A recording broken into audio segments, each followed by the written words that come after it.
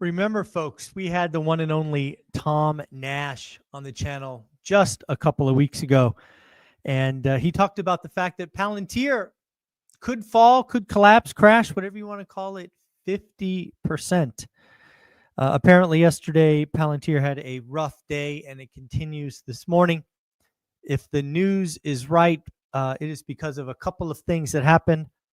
One is the defense Secretary of Defense is proposing an 8% cut to defense spending annually for the next 5 years, which is quite significant when you compound that. And Alex Karp, the CEO, has updated documents giving him permission to sell 10 million shares in the next 6 months. Again, folks, remember, Palantir or Tom Nash talks about doing your homework. He told you to take some chips off the table if you were up big. But again, nothing goes to the moon. So just remember that going forward.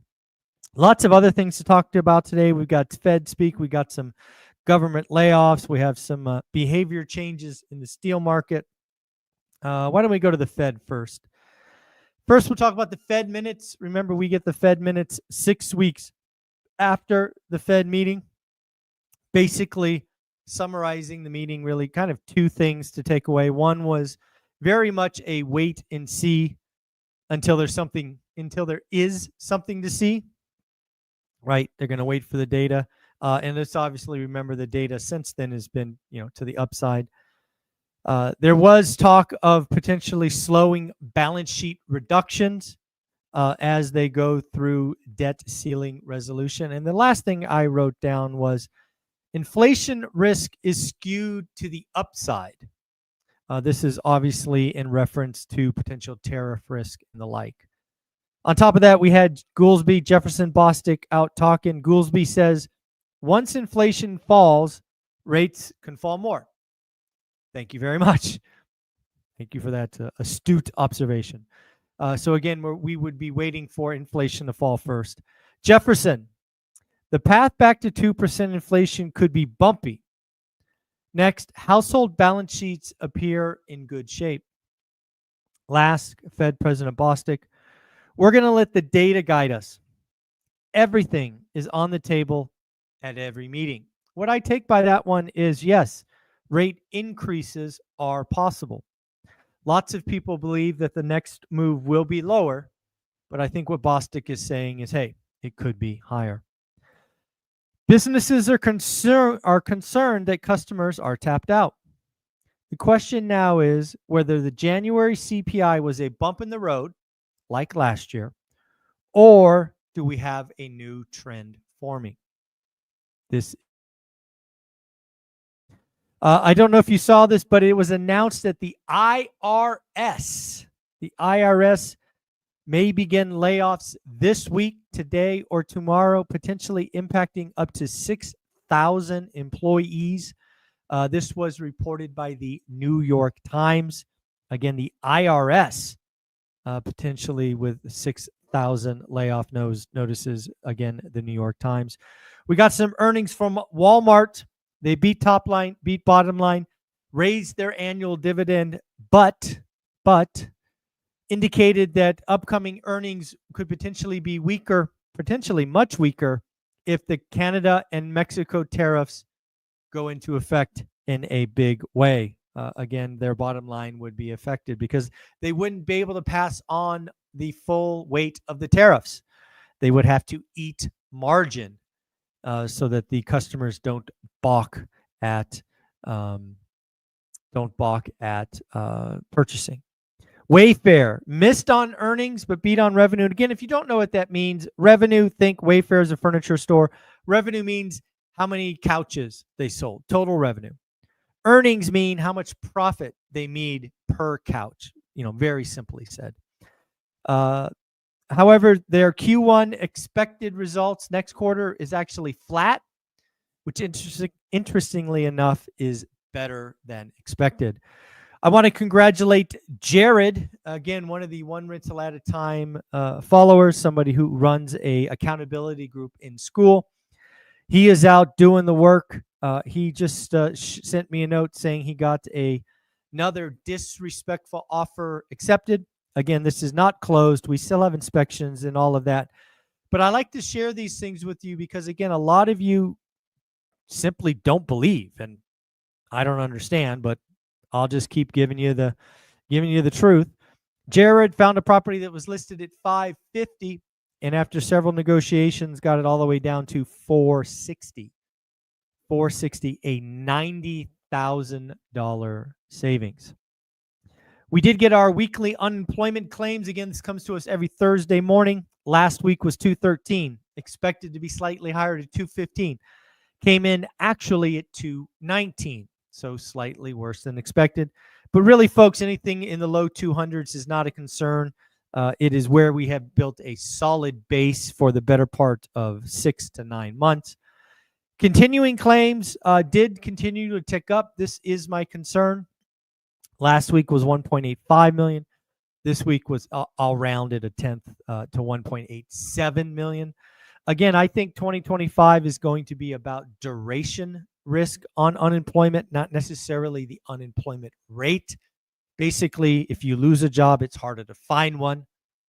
That is what I think 2025 will be. Looks like there is a U.S. steelmaker that says, you know what, because of all this tariffs on steel, we might actually increase the use of U.S. plants. Hello? That's like the idea. Shocking, crazy, but that is the idea. So again, pretty interesting to see. I do want to shout out Vinny. Vinny bought my course, How to Get Started One Rental at a Time, yesterday. I did go ahead and give him a bonus of the 10-week boot camp, which was $1,000, just to say thank you. Yes, folks, I do have a course. It's really paint by numbers. How do you learn about or create a buy box, calculate yield, all of that stuff. I never talk about it. What I am passionate about is the school community and carrying everybody forward and building that almost family atmosphere. But if you are ready to do the work and you are comfortable with paint by numbers, my course, How to Get Started One Rental at a Time, is for you. Next up, I don't know if you guys saw it, but we had the one and only Cody Davis. Cody Davis back on yesterday. In that conversation with Cody Davis, he talked about how a high school civics teacher on the last day of his senior year changed his life. Cody Davis talked about how his civics teacher on the last day of senior year would talk to the students about how to earn financial freedom, how to get rich. And this civics teacher happened to be an attorney by training.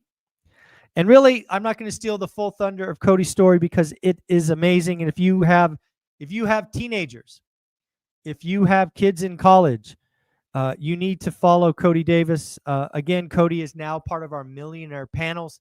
He will be at the next year's ORAT event in Vegas. I confirmed that with him in the video. So again, Cody Davis.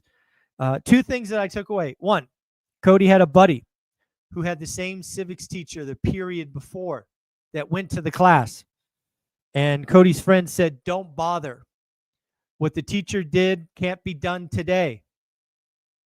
Folks, I want to remind you, that was 8 years ago. How many of you would have liked to buy real estate in the Seattle area 8 years ago? Seriously, come on. The best time to plant a tree is a decade ago. What's the next best one? Today.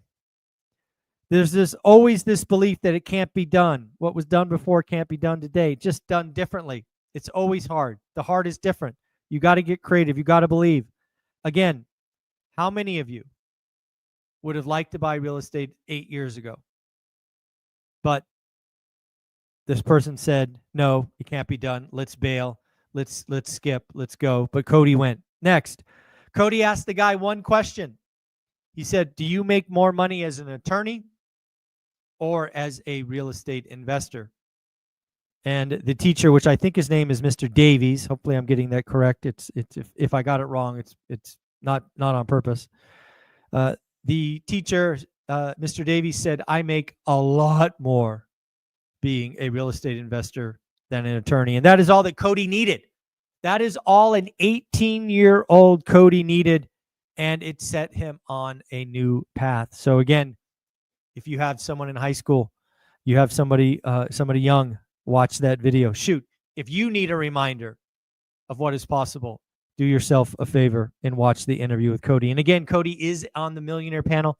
We will be speaking with him each and every Monday. Looks like the government is slashing. They're even slashing government travel. According to United Airlines, government travel has fallen off a cliff since inauguration. Apparently, according to United Airlines, government travel used to make up 2% of their yearly revenue. And again, it has fallen off a cliff. And then lastly, shout out Frank Old Guy REI with another accountability group. They talked about the ORAD event. They talked about mindset shifts that occurred during the event. And they did a deep dive into population statistics at city and state levels. Guys, we are doing amazing things in school. It's 67 pennies a day. I don't know why you're not in there. It is built for you. We are trying to take the goodness that was captured at the ORAD event in Vegas and give you these little drips daily, weekly, monthly, so that we can keep the positive momentum going. It's a safe place to ask questions. It's a safe place to share. It is the happiest place on the internet, especially if you want to get started or go to the next level. I hope to see you there. Again, sign up for school, SKOOL. Just look for one rental at a time. And I hope you have an amazing day. Take care later. Peace.